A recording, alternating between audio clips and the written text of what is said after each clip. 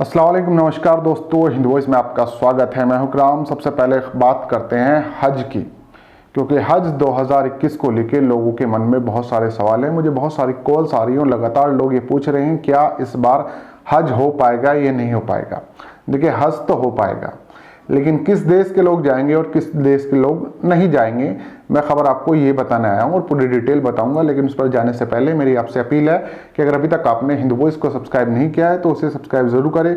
साथ ही वीडियो अगर फेसबुक पर देख रहे हैं तो फेसबुक पेज को फॉलो कर सकते हैं। हम चलते हैं इस खबर की तरफ। तो खबर यह है दोस्तों कि पिछले साल भी सन 2020 में जब लॉकडाउन में हम लोग जी रहे थे, कोरोना का पूरा प्रकोप चल रहा था, इस बार भी चल रहा है। तो पिछले साल भी महज 2-4 लोगों को छोड़कर जो हज कमेटी के वहीं के सऊदी अरब के या हज मैनेजमेंट से, मक्का मैनेजमेंट से जुड़े हुए जो लोग थे, उनके अलावा किसी और ने हज नहीं किया था, क्योंकि तवाफ नहीं रुकना चाहिए, वो चलता रहता है। इसके अलावा सऊदी अरब के लोगों ने भी हज नहीं किया था, लेकिन इस बार सऊदी अरब के लोगों को राहत मिली है, और वो भी सिर्फ 60,000 लोगों को।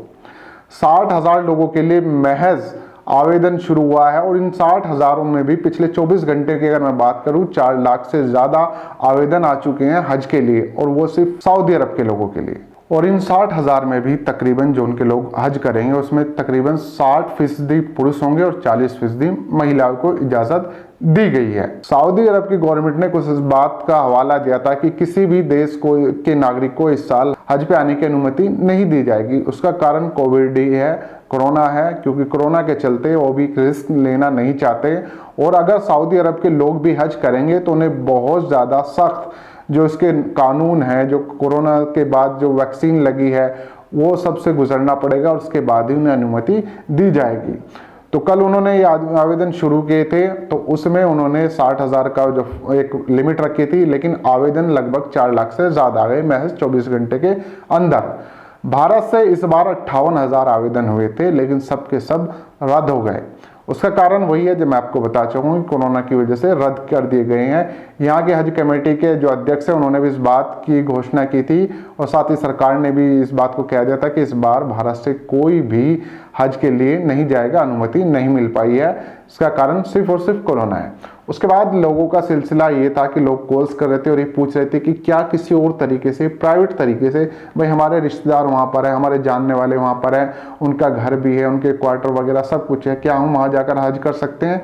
तो आप लोग सुन लीजिए कि किसी भी तरह से अगर आप सऊदी अरब में भी हैं और सऊदी अरब पहुँच भी गए हैं, तो आप लोगों को हज करने की अनुमति नहीं मिल पाएगी। ये सिर्फ और सिर्फ सऊदी अरब के लोगों के लिए शुरू किया सऊदी अरब की गवर्नमेंट ने। वहाँ पर अगर आप जाएं भी या हों भी, तो इस बात को जहाँ पर भी आप लोग देख रहे हैं तो शेयर कर सकते हैं उन लोगों के साथ कि आप लोगों को अनुमति नहीं दी जाएगी। 2020 से मैं पहले अगर मैं बात करूं, हर साल तकरीबन भारत से 2 लाख लोग हज के लिए जाते हैं। सबसे ज़्यादा एक तरह से तादाद देखी जाती है यहीं से होती है, लेकिन 2020 में हज नहीं हो पाया था, आवेदन तब भी रद्द हो गए थे। इस साल लोगों ने बहुत कम आवेदन किए थे, तकरीबन 58,000। हालांकि कोई पैसा जमा नहीं हुआ था, लेकिन हज कमेटी ऑफ इंडिया ने उसको रद्द कर दिया। रद्द तो आगे से हुए, उसके बाद इन्होंने इस चीज़ को बताया।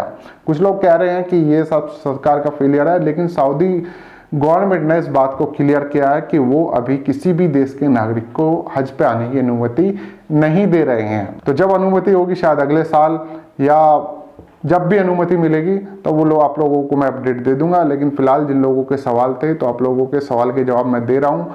सवालों के जवाब यही है कि भाई आप लोग परेशान ना हो, किसी तरह की इधर उधर कोशिश ना करें कि हम लोग किसी तरह सऊदी अरब पहुंच जाए और हज कर लें।